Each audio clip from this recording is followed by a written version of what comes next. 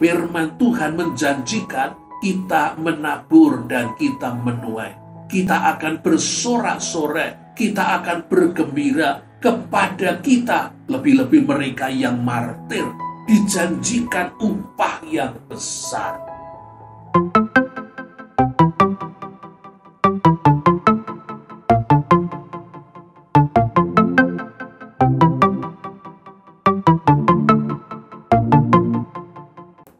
Shalom saudara-saudari, selamat bertemu kembali bersama dengan saya dalam seri Walking with God. Saya masih akan melanjutkan dari Yohanes pasal yang keempat. Saya akan melanjutkan mulai ayat 31 sampai dengan ayat yang ke-42. Mari sebelum kita membaca dan merenungkan firman Tuhan, kita memohon pertolongan Roh Kudus di dalam doa. Ya Tuhan, Tuhan kami yang kami kenal, kami sembah di dalam diri Tuhan Yesus Kristus, Tuhan yang mengasihi kami dan yang menyelamatkan hidup kami. Sekali lagi Tuhan, kami datang menaikkan syukur sambil terus memohon supaya Tuhan yang memimpin kehidupan kami, memberikan kepada kami keinsiapan apa yang sesungguhnya menjadi tugas panggilan kami, memberikan kepada kami kekuatan bahkan kuasa untuk mengerjakan, melakukan apa yang menjadi bagian kami. Apabila sekali lagi kami akan mempelajari firman Tuhan, tolonglah kami ya Allah Roh Kudus, berilah kami pewahyuan, berilah kami hikmat, berilah kami iman. Demikian juga alat yang menjadi perantaraan firman, kami serahkan di dalam pertolongan dan ke dalam karya Roh Kudus. Di dalam nama Tuhan kami yang hidup, Tuhan Yesus Kristus, kami berdoa dan memohon. Terima kasih. Amin. Mari kita membaca dari Yohanes pasal yang keempat mulai ayat yang ke-31. Sementara itu murid-murid Yesus mengajak dia, katanya, "Rabi, makanlah." Akan tetapi ia berkata kepada mereka, "Padaku ada makanan yang tidak kamu kenal." Maka murid-murid itu berkata seorang kepada yang lain, "Adakah orang yang telah membawa sesuatu kepadanya untuk dimakan?" Kata Yesus kepada mereka, "Makananku ialah melakukan kehendak Dia yang mengutus aku dan menyelesaikan pekerjaannya. Bukankah kamu mengatakan 4 bulan lagi tibalah musim menuai? Tetapi aku berkata kepadamu, lihatlah sekelilingmu dan pandanglah ladang-ladang yang sudah menguning dan matang untuk dituai. Sekarang juga penuai telah menerima upahnya, dan ia mengumpulkan buah untuk hidup yang kekal, sehingga penabur dan penuai sama-sama bersukacita. Sebab dalam hal ini benarlah peribahasa, yang seorang menabur dan yang lain menuai. Aku mengutus kamu untuk menuai apa yang tidak kamu usahakan. Orang-orang lain berusaha dan kamu datang memetik hasil usaha mereka." Dan banyak orang Samaria dari kota itu telah menjadi percaya kepadanya karena perkataan perempuan itu yang bersaksi. Ia mengatakan kepadaku segala sesuatu yang telah kuperbuat. Ketika orang-orang Samaria itu sampai kepada Yesus, mereka meminta kepadanya supaya ia tinggal pada mereka. Dan ia pun tinggal 1-2 hari lamanya.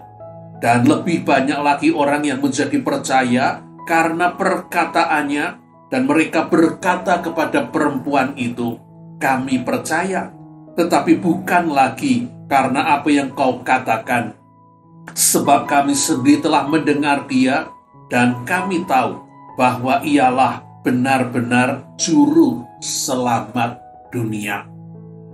Bapak, Ibu, saudara-saudara yang dikasihi oleh Tuhan Yesus Kristus, kita telah menemukan di dalam bagian yang tidak kita baca, Tuhan Yesus dalam perjalanan dari Yudea ke Galilea dengan sengaja melewati tanah Samaria yang biasanya dihindari oleh orang-orang Yahudi karena dianggap najis. Dan pada jam sekitar 12 siang, Yesus yang letih dan haus beristirahat di sumur Yakub yang terletak kira-kira 1 kilometer dari kota Sikar atau Sikem. Sementara murid-muridnya pergi ke kota untuk membeli makanan, Yesus kemudian bertemu dengan seorang perempuan Samaria dan terjadilah percakapan. Yesus menawarkan air hidup yang akan membuat perempuan itu tidak haus lagi selama-lamanya. Dan ketika murid-murid kembali dari kota, perempuan itu saat itu kemudian bergegas meninggalkan Yesus, bahkan meninggalkan tempayannya dan pergi ke kota. Dan saat itulah bacaan kita mulai, murid-murid menawarkan kepada Yesus supaya Yesus makan. Dan jawaban Yesus membingungkan mereka. Padaku ada makanan yang tidak kamu kenal. Sementara murid-murid berpikir ada yang memberi Yesus makanan, Yesus melanjutkan, makananku ialah melakukan kehendak Dia yang mengutus aku dan menyelesaikan pekerjaannya. Bukankah kamu mengatakan 4 bulan lagi tibalah musim menuai? Tetapi lihatlah sekelilingmu dan pandanglah ladang-ladang yang sudah menguning dan matang untuk dituai.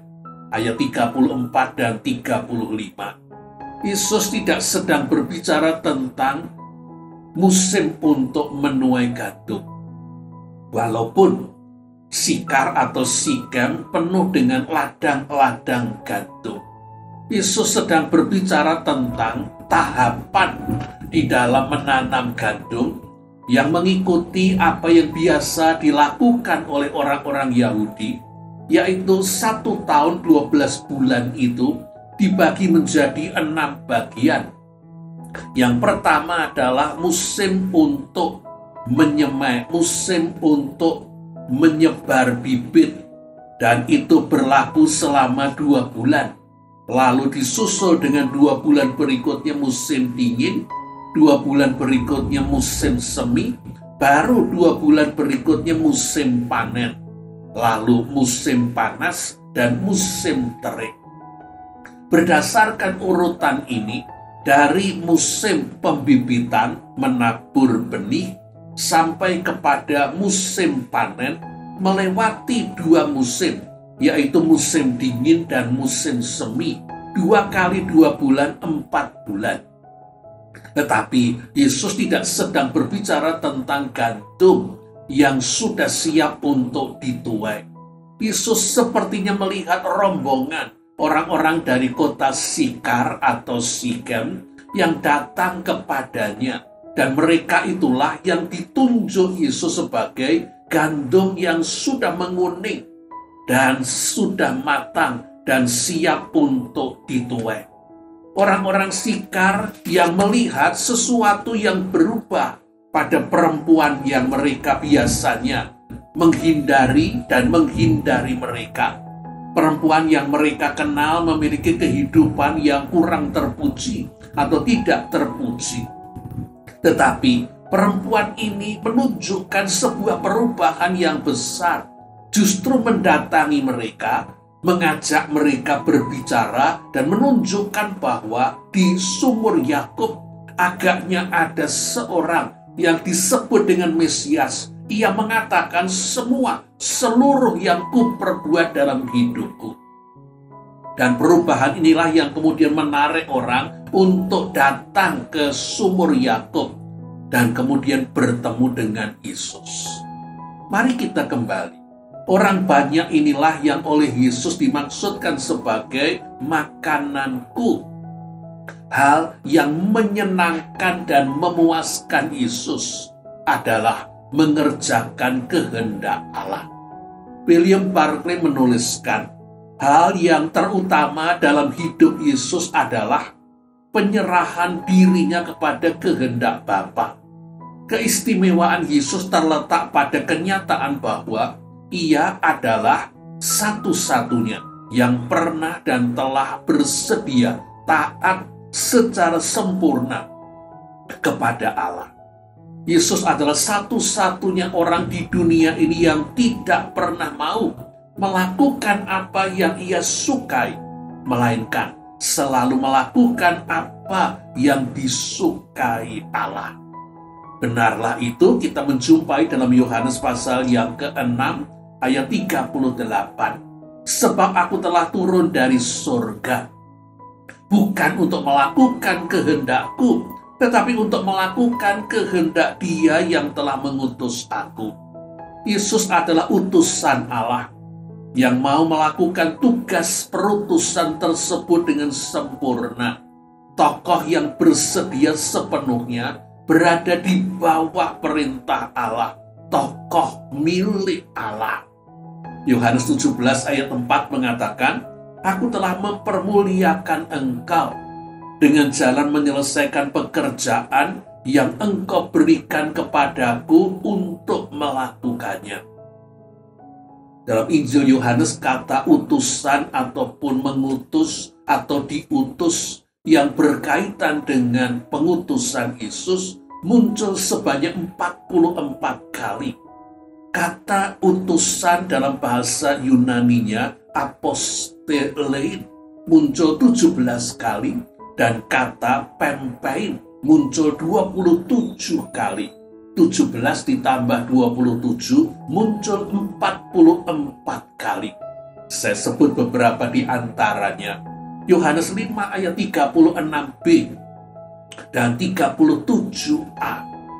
Pekerjaan itu juga yang kukerjakan sekarang, dan itulah yang memberi kesaksian tentang aku bahwa Bapa yang mengutus aku.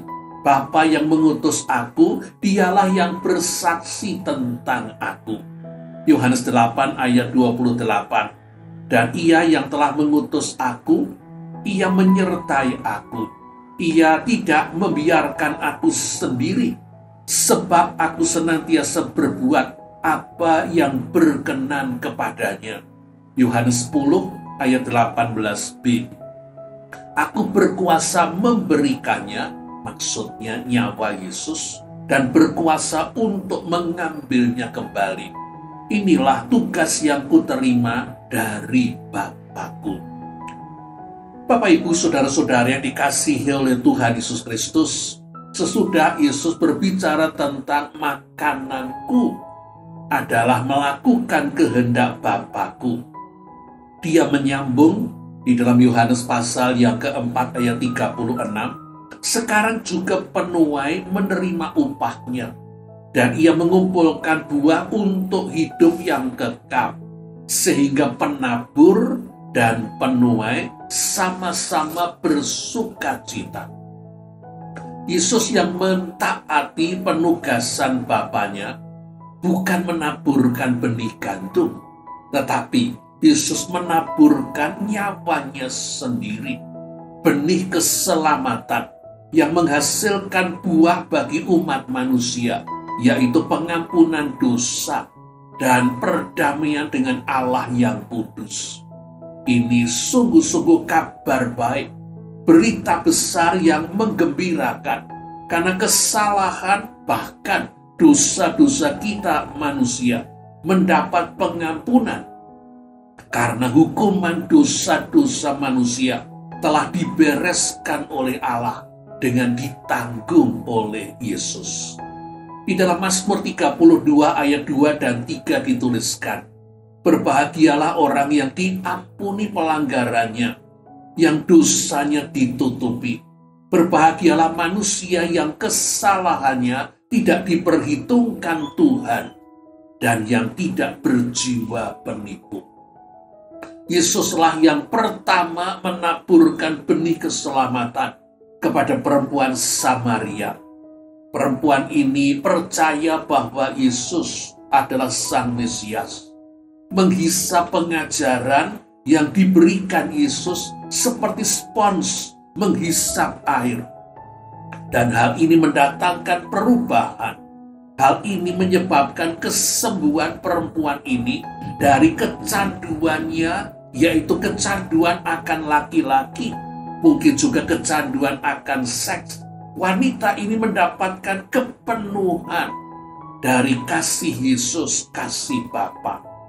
Perempuan ini seperti benih yang ditanam di tanah yang subur, yang segera bertumbuh dengan cepat sekali, bahkan langsung berbuah lebat, sehingga siap untuk dituai.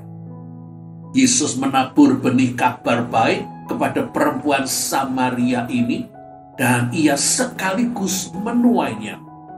Sedang si perempuan Samaria yang mengalami perubahan dalam dirinya, yang menjadi terbebas, lega, sukacita, tanpa ia mengerti, memiliki kerinduan untuk memberitahukan orang-orang sekotanya, walaupun sebelumnya ia hindari.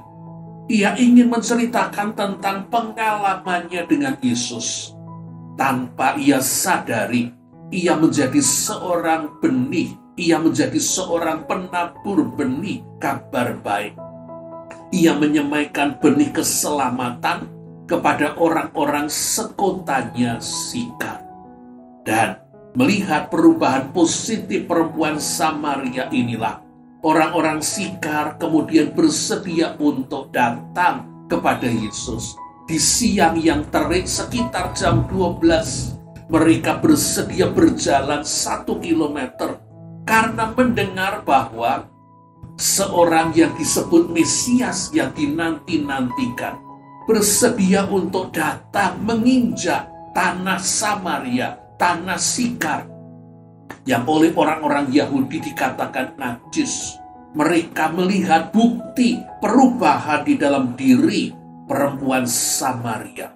Mereka inilah gandum yang tumbuh, mereka inilah bibit keselamatan yang bertumbuh oleh karena mereka bertemu dengan Yesus dan mereka menjadi percaya kepada Yesus.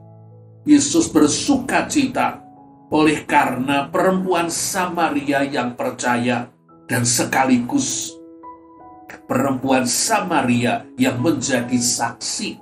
Yesus dan perempuan Samaria sama-sama bersukacita oleh karena perempuan Samaria yang juga bersukacita oleh karena kelegaannya, oleh karena kepenuhan di dalam dirinya, menyebabkan ia mendatangi orang-orang yang semula menghinanya, bersaksi tentang Yesus, dan orang-orang sekotanya kemudian juga mengalami apa yang ia alami, sukacita oleh karena mendapatkan Sang Mesias yang memberikan kepada mereka pengampunan dosa dan keselamatan. Perempuan Samaria ini bersukacita bersama-sama dengan orang-orang sekotanya. Yesus adalah penabur yang pertama, tetapi sekaligus di dalam diri perempuan Samaria dan orang-orang Sikar, Yesus menuai hasil.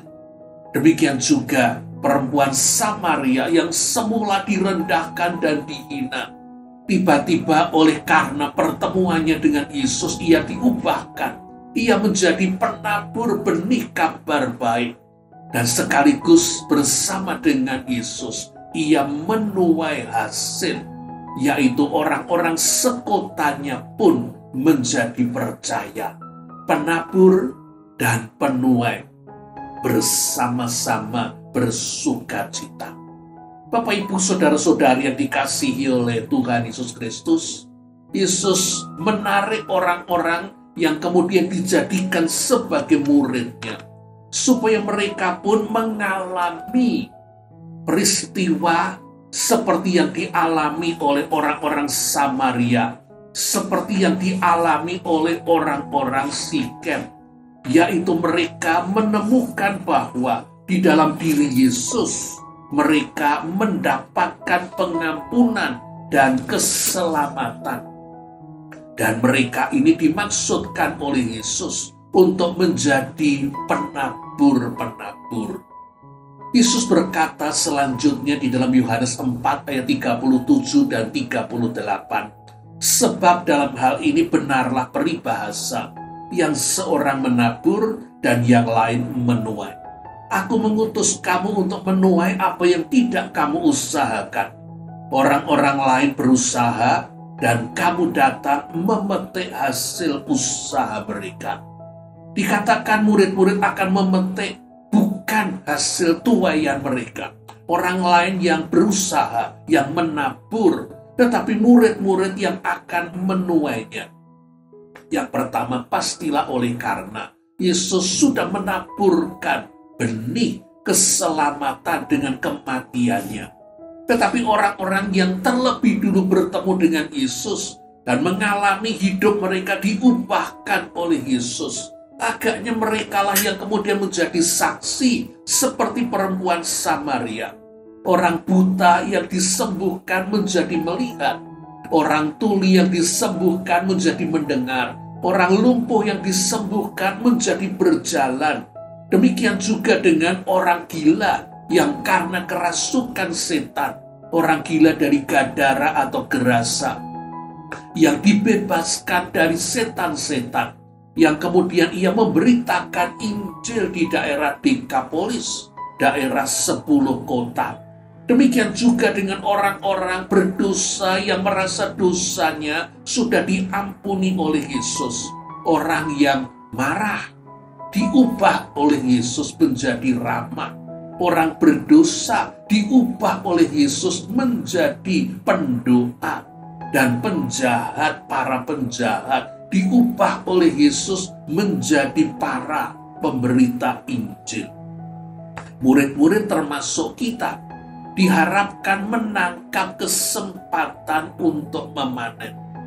Ada saat-saat yang mungkin tidak bisa kita prediksi, tetapi Roh Kudus bekerja dengan luar biasa. Orang-orang menjadi begitu peka, sensitif, merasakan Tuhan begitu dekat, begitu mengasihi mereka, dan mengundang mereka untuk mengalami pengampunannya dan menerima keselamatannya. Murid-murid juga kita diharapkan untuk memanen hasil yang saat itu merupakan panen-panen yang sangat efektif untuk kita dapatkan. Tetapi apa yang sudah kita jalani ini belum tentu akan terus berlanjut. Saat-saat dan kesempatan-kesempatan yang baik itu harus kita manfaatkan dengan sebaik mungkin. Dan untuk itu kita perlu untuk terus menyiapkan diri. Rasul Paulus menggambarkan para pemberita Injil seperti para petinju. Dan kita tahu para petinju olahraga bela diri ini memukul bukan hanya berdasarkan refleks tangan atau kekuatan tangan. Petinju yang pertandingannya dibedakan berdasarkan kelas-kelas, kelas ringan, kelas bulu, kelas berat, super berat. Oleh karena berat badan yang berbeda, para petinju memukul disertai dengan bobot badannya. Dan itulah yang membedakan. Memberitakan Injil bukan hanya soal kata-kata. Memberitakan Injil adalah seluruh hidup. Dan ini yang kadang-kadang tidak kita sadari. Bahwa hidup kita ini dilihat orang-orang di sekeliling kita. Hidup kita ini diamati. Dan bahkan hidup kita ini diuji. Sebuah contoh, mohon maaf ini contoh dari dunia lama. Ketika masih model naik bis itu membayar ongkos di atas bis. Karena ini model bis kota, jarak dekat, tidak terlalu jauh. Seorang pendeta naik ke dalam sebuah bis. Dan ketika ia memberikan uang untuk ongkosnya, ia agak terkejut oleh karena ia menerima uang kembalian dalam jumlah yang lebih banyak. Dan itu membuatnya berpikir apakah dia harus mengembalikannya, ataukah dia merasa bahwa ini diskon yang diberikan oleh Tuhan. Tetapi pada saat dia akan turun, dia mendekati kondekturnya dan memberikan uang kembalian yang lebih. Dan kondektur itu kemudian berkata, "Terima kasih Pak, maaf ini saya kelebihan sehingga merepotkan Bapak. Bapak kan seorang pendeta kan? Saya pernah lihat Bapak memimpin upacara kematian seorang rekan saya. Terima kasih Pak Pendeta dan mohon maaf. Mengapa kondektur ini mohon maaf? Agaknya dia sengaja, dia tahu bahwa itu pendeta. Dia ingin tahu kalau pendeta ini diberi uang kembalian lebih, kira-kira dikembalikan atau tidak. Dan bagaimana akibatnya kalau Pak Pendeta ini merasa dia mendapatkan diskon dari surga dan dia diam-diam saja. Apa komentar kondektur ini kepada teman-temannya? Apa yang kemudian mempengaruhi pikirannya tentang pendeta, tentang gereja, tentang Tuhan? Kalau ternyata pendeta saja tidak memiliki kejujuran, tetapi dengan pendeta ini mengembalikan uang kembalian yang lebih, apa pula yang terjadi dalam diri kondektur ini? Walaupun pendeta itu tidak tahu, tetapi kejujurannya dipakai oleh Roh Kudus untuk menaburkan benih kabar baik. Kondektur itu mengalami sebuah kebenaran bahwa Bapak Pendeta itu bukan hanya berbicara, Bapak Pendeta itu melakukan apa yang ia katakan, melakukan firman Tuhan, memiliki moralitas yang baik, jujur. Bapak Ibu, saudara-saudari yang dikasihi oleh Tuhan Yesus Kristus. Tetapi kata-kata Tuhan Yesus yang seorang menabur, yang lain menuai, menunjukkan bukan hanya kesempatan untuk menuai itu harus dimanfaatkan sebaik-baiknya supaya tidak lewat dan hilang begitu saja, karena itu sesungguhnya merugikan kerajaan surga. Ada saatnya para penabur akan tetap terus menabur dan mereka tidak melihat hasil dari apa yang mereka taburkan, sehingga mereka tidak menuai. Dan bahkan yang mungkin lebih lagi, saya tidak tahu apakah ini lebih buruk ataukah sebetulnya ini lebih baik.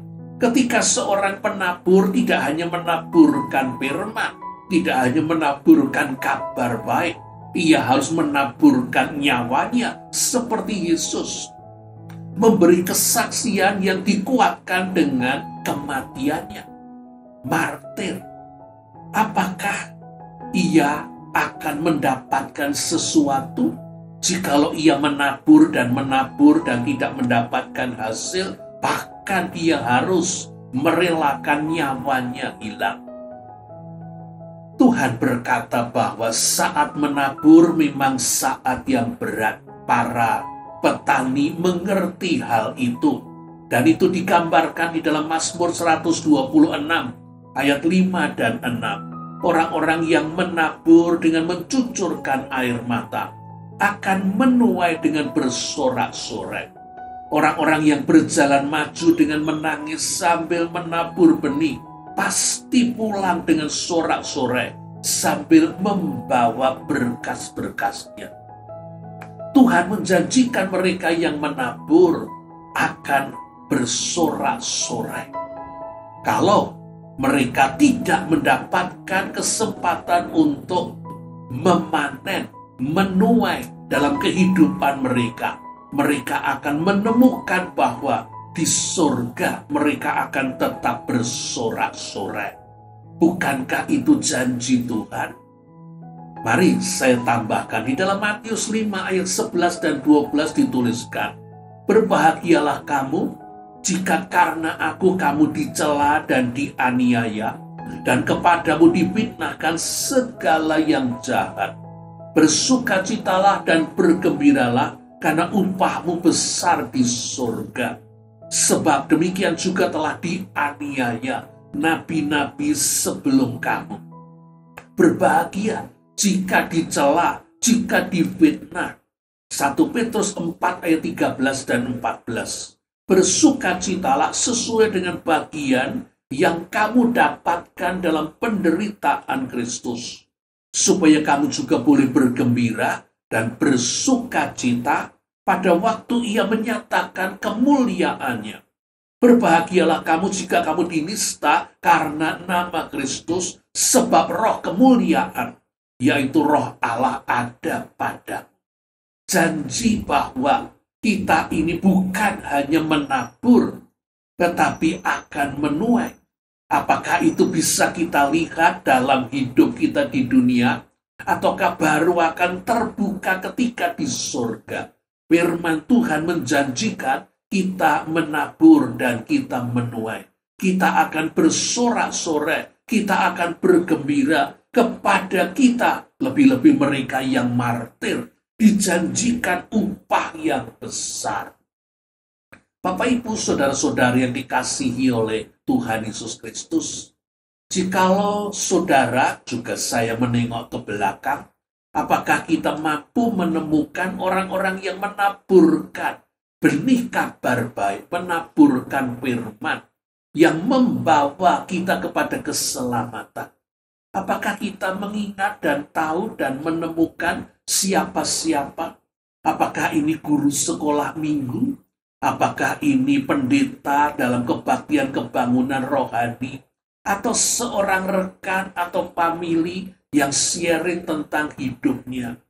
Apakah kita meyakini mereka diutus Tuhan secara khusus dalam rangka Tuhan ingin menyelamatkan kita? Apakah kita juga seorang penabur kabar baik? Apakah kita bersaksi tentang apa yang sudah dilakukan Yesus dalam hidup kita? Apakah kita ingin untuk menyaksikan apa yang sudah dilakukan oleh Tuhan? Apakah kita ingin supaya orang-orang mengalami sukacita, kelegaan, kepenuhan, karena mengerti betapa kita dikasihi Allah dan betapa Allah ingin supaya hidup kita ini berbahagia, bersukacita, bersorak-sorai, dan menjadi utusan-utusan. Apakah saudara pernah menuai? Apakah saudara pernah mengalami kesempatan untuk membawa seseorang untuk menyambut Yesus sebagai Tuhan dan Juru Selamatnya secara pribadi?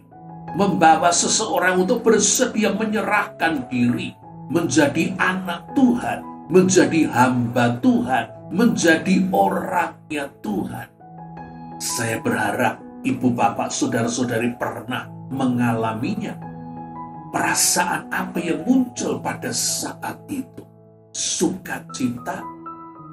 Apakah sukacita itu masih muncul lagi sekarang?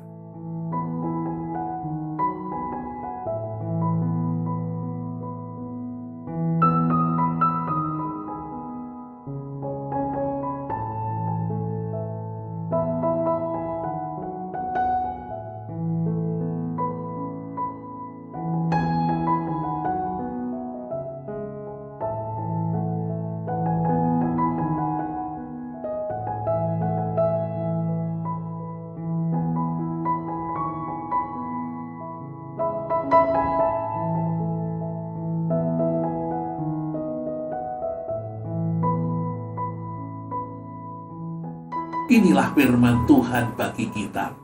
Yesus sudah menaburkan benih nyawanya sendiri, supaya kabar baik, pengampunan dosa, dan keselamatan akan terus muncul di bumi ini dan dapat dipanen, dapat dituai. Demikian juga kiranya hidup kita ini juga akan menjadi alat-alat Tuhan untuk menabur dan untuk menuai, sampai kita melihat segala sesuatu dibuka di dalam kerajaan Allah di surga. Tuhan memberkati kita. Amin.